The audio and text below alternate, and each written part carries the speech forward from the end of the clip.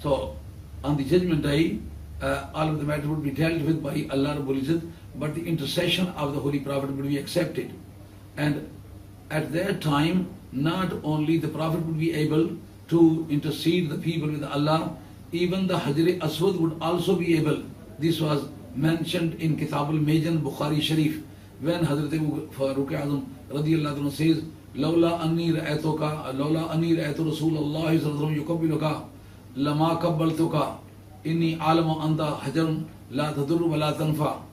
When the people were kissing the Hajar Aswad, the black stone in Kaaba Sharif, so Hazrat Faruq Azam radiyallahu anhu said, if I had not seen you to be kissed by the Holy Prophet, I would not have kissed you, because I know that you are stone, you cannot give the benefit to any person, and you cannot impose any detriment or any torture to anyone. You cannot punish, and you cannot give the relief.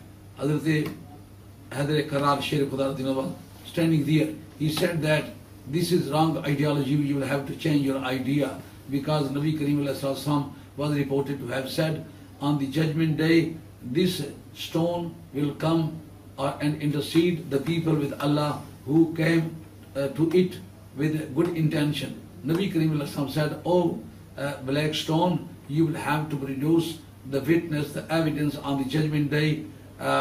Any person who came to you with good intention, you will have to certify his good intention and his experience of coming here. So when a stone can know the situation of the heart, so why a prophet cannot know? Because stone itself is not in capacity to know the unseen secret.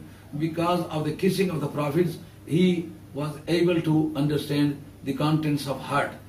When the stone can intercede the people with Allah, why it is not possible for the Prophet to intercede the people with Allah? So this is quite possible for awliya Allah as well, for shuhada as well, for ulama as well, for the huffaz as well. Hazrat Ali radhiyallahu anhu was reported to have said, whosoever recites the Holy Quran and memorizes it, and he is with good ideology, he will be able to give it the capacity of 10% to intercede them with Allah, and he emancipate them from the hell to the paradise.